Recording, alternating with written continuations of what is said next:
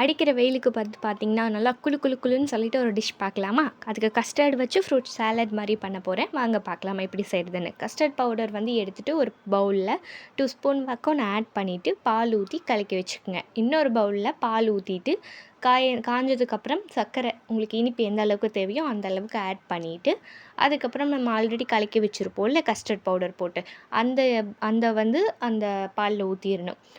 நல்லா உங்களுக்கு ஒரு க்ரீமியா கொஞ்சம் கெட்டியா வர மாரி ஊத்திக்கங்க. உங்களுக்கு தண்ணியா வேணுனாலும் நீங்க பண்ணிக்கலாம். எனக்கு கொஞ்சம் க்ரீமியா இருந்தா தான் நல்லாயிருக்குங்கிறதுனால, நான் ஏன்னா அந்த ஃப்ரூட்ஸோட போய் பிளெண்ட் ஆகும்போது நம்மளுக்கு ரொம்ப டேஸ்ட்டா இருக்கும்.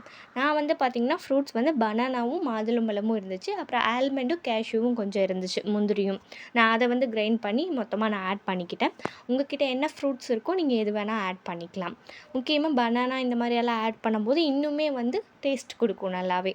பனானாவும், மாதுளம்பழம், அதுக்கப்புறம் ஆல்மண்ட் கொஞ்சம் இருந்துச்சுல்ல, அத வந்து நல்லா நான் வந்து துருவி கிரைண்ட் பண்ணி வந்து ஆட் பண்ணிக்கிட்டேன்.